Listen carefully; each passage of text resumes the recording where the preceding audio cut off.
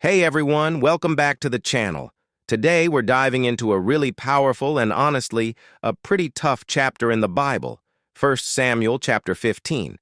It is a story that teaches us so much about obedience, God's heart, and the consequences of our choices. So grab your Bible, a notebook, and let's get into it.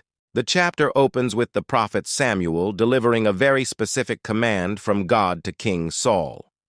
God says, "I will punish the Amalekites for what they did to Israel when they waylaid them as they came up from Egypt. Now go, attack the Amalekites and totally destroy all that belongs to them."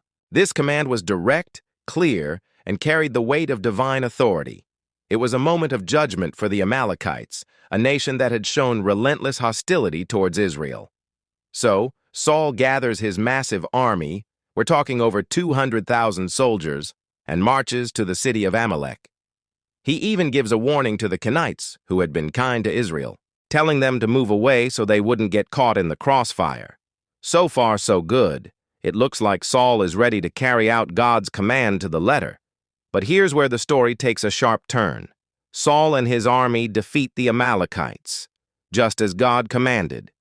However, instead of destroying everything, Saul and the people spare Agag, the king of the Amalekites, and they keep the best of the sheep, cattle, and all the valuable plunder.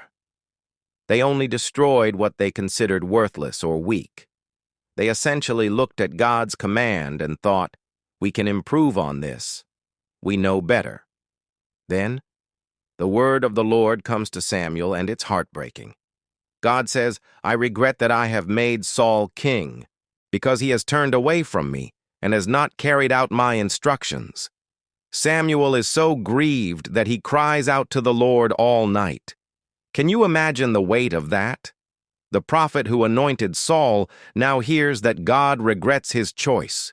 The next morning, Samuel goes to meet Saul, and when Saul sees him, he greets him with a cheerful, "The Lord bless you. I have carried out the Lord's instructions." It's almost shocking, isn't it?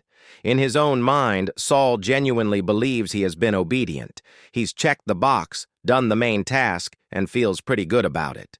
But Samuel's response cuts right through the self-deception. He asks, "What then is this bleating of sheep in my ears? What is this lowing of cattle that I hear?" The very evidence of Saul's disobedience is making a racket all around them. Saul can't hide it. He quickly tries to justify his actions, blaming the soldiers. "The soldiers brought them from the Amalekites," he says. "They spared the best of the sheep and cattle to sacrifice to the Lord your God." This is such a human moment. When confronted with our disobedience, how often do we try to spin it into something noble?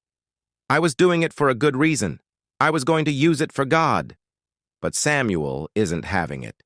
He stops Saul and delivers one of the most famous and powerful lines in the entire Old Testament. He asks, "Does the Lord delight in burnt offerings and sacrifices as much as in obeying the voice of the Lord?" And here's the core lesson, the mic drop moment of the chapter. To obey is better than sacrifice, and to heed is better than the fat of rams. God doesn't want our religious performances if they are a substitute for simple, wholehearted obedience. He's not impressed by our grand gestures if our hearts are rebellious. Samuel continues, "For rebellion is like the sin of divination, and arrogance like the evil of idolatry." By putting his own judgment above God's clear word, Saul was essentially practicing witchcraft and worshiping his own ego. The consequence is severe. Samuel tells him, "Because you have rejected the word of the Lord, he has rejected you as king." Saul's reign is effectively over in that moment. Even though he remains on the throne for a while longer, his divine appointment has been revoked. Partial obedience is disobedience. God requires our full trust and complete surrender, not our edited, improved version of his will. This chapter challenges us to look at our own lives. Where are we practicing partial obedience? Where are we telling God, "I'll follow you, but on my terms"? This story is a powerful reminder that what God desires most is a heart that says yes to Him, completely and without reservation. Thanks so much for joining me today to walk through this incredible chapter. I hope it encouraged and challenged you. If it did, please hit that like button, and if you haven't already, subscribe to the channel so you don't miss our next study. See you in the next video.